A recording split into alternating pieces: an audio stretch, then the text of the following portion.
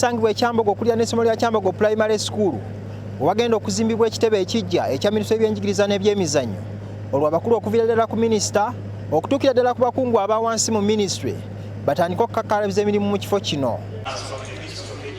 Evvuunike ly'okutandika okuzimba ekitebe kino litemeddwa Minisita y'ebyenjigiriza n'ebyemizannyo era mukyala mukulembeze w'eggwanga Kataha Museveni ku mikolo egibadde mu kifo kino.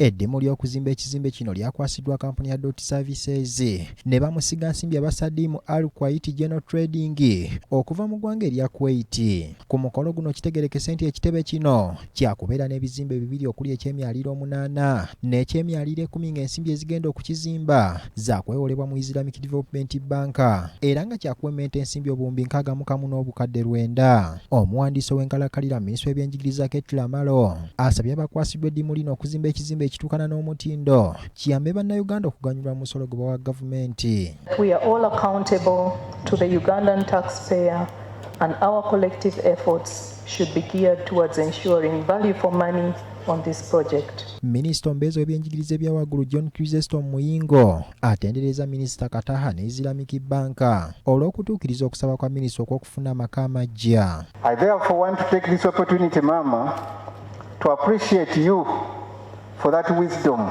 you applied in carefully reincorporating the Ministry headquarter building back into the project scope.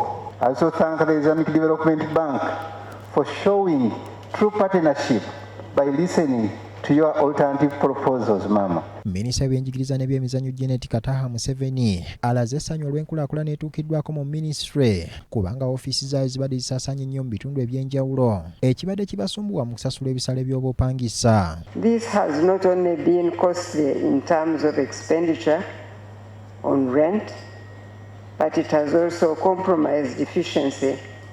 With our own home here at Kyambogo now, we hope to be able to have a common place of convergence as a family, and this will ease coordination among departments as well as improve our efficiency. Janet asabye buli muntu agenda okwenyigira mu kuzimba ekitebe kya Ministry okubeera kalabalaba wamu ne okulaba ng'ekizimbe kino kizimbibwa nga kiri ku mutindo ogusaanidde era nti mu bbanga lya myezi 18 okuva kati kisuubirwa okuba nga kiwedde. Let me hope that we will get the very best quality work from you and value for money.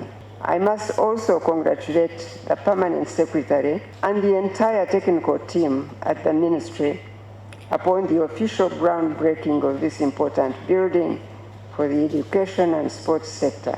Ronald Kitanda, BBS Terefayina, Ageesigika. Bwe tukyusa